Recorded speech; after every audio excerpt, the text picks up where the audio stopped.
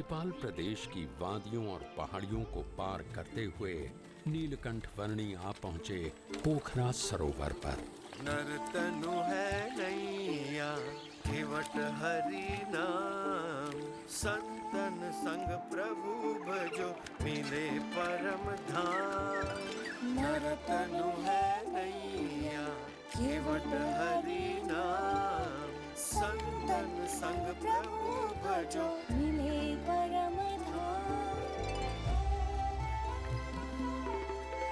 पोखरा की सेती गंगा नदी में स्नान कर उसे पावन करके नीलकंठ वर्णी आगे बढ़ चले। मध्य में सूर्य रहता है और उस सूर्य के चारों ओर अलग अलग ग्रह परिभ्रमण करते रहते हैं।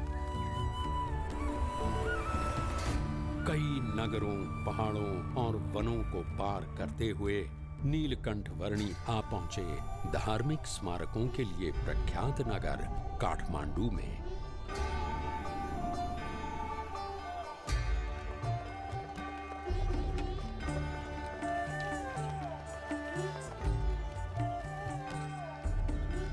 काठमांडू में नीलकंठ वर्णी ने पशुपतिनाथ मंदिर के दर्शन किए और वे बागमती नदी के घाट पर भी पधारे।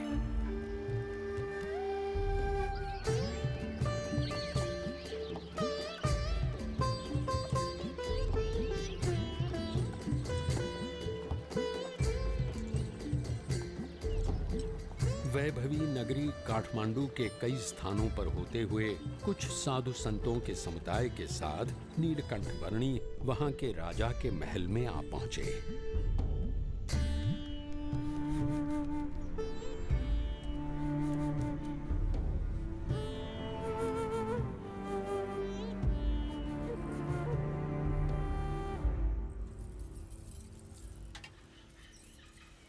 यहाँ उपस्थित सभी लोग ध्यान से सुनिए। हमारे राजा जी को कुछ असाध्य रोग हुआ है जिससे उनके पेट का दर्द मिट ही नहीं रहा है। यदि किसी को भी इस रोग और उसके निवारण की जानकारी हो तो वो बताएं और हमारे राजा जी का इलाज करें और उचित इनाम भी पाएं। बटुकवर्णी जी, आपके पास भी इस रोग का कोई इलाज हो तो अवश्य बताना। मेरे पास तो जन्म मरण के रोग का इलाज है।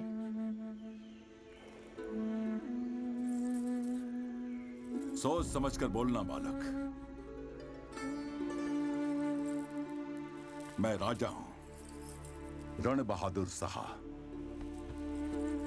सन्यास में भगवान होते हैं। ये सोचकर मैं साधु संतों और सन्यासियों को मेरे रोग का इलाज करने के लिए बुलाता हूं। और मेरा इलाज करने की बात करके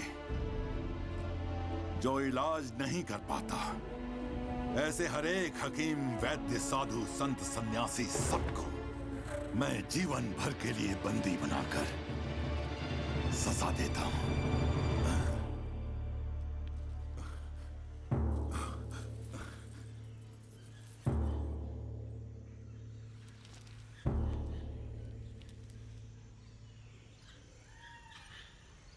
वहीं तो आप भूल कर बैठते हैं राजन।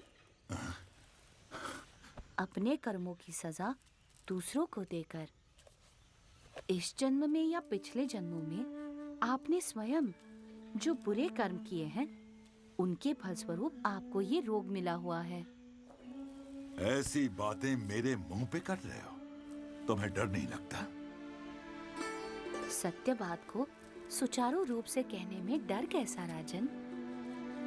अभी भी आप निर्दोष लोगों को दंड देकर अधिक बुरे कर्मों का संचय ही कर रहे हैं, जिनके फल भी आपको भुगतने पड़ेंगे।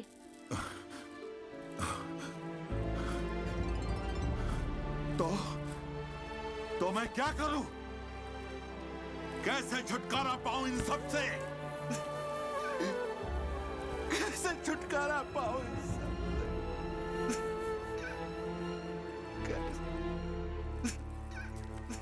जो भी दुख आए उसे अपना प्रारब्ध और अपने कर्मों का फल समझकर और परमात्मा की इच्छा समझकर अपना लो। अपनी भूलों का पश्चाताप करके और परमात्मा को प्रार्थना करके प्रायश्चित करने से दुख का निवारण हो सकता है। परमात्मा को तो मैं नहीं जानता, पर मैं आपसे प्रार्थना करता हूँ कि आप मुझे इन दुखों से उबारिए। आप जो कहेंगे वो मैं करूंगा।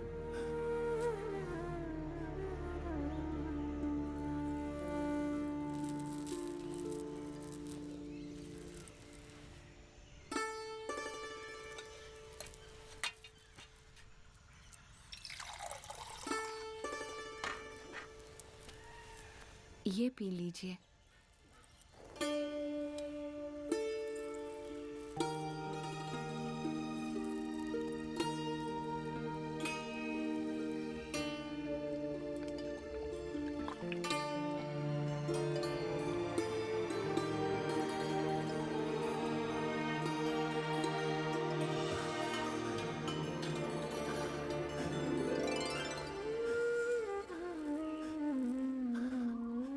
ऐसी राहत की अनुभूति मुझे आज तक नहीं हुई प्रभु।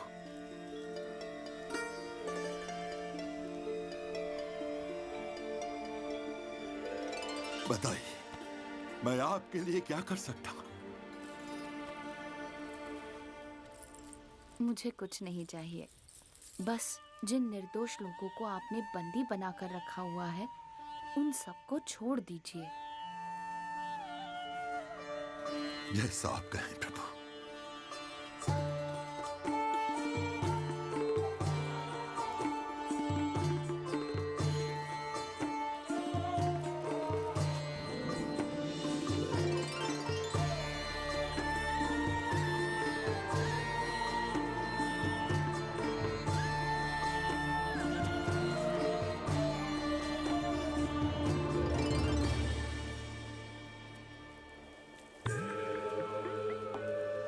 काठमांडू से आगे उत्तरी नेपाल प्रदेश में यात्रा करते हुए नीलकंठ वर्णी ने तिब्बत प्रदेश एवं चीन प्रदेश की ओर दृष्टि की और वहां से पूर्व दिशा में आगे बढ़ते हुए वे वराह तीर्थ आ पहुंचे। जीवन भर सदाचार पूर्वक सेवा के अच्छे कार्य करते रहना वह अच्छी बात है, परंतु वह आत्यंतिक मोक्ष के लिए पर्याप्त नहीं है। मोक्ष के लिए तो सच्चे ब्रह्म स्वरूप गुरु से सनातन मूल्यों का ज्ञान पाकर उसे अपनाना होगा। ओम गंगे च यमुने चैव गोदावरी सरस्वती नर्मदे सिंधु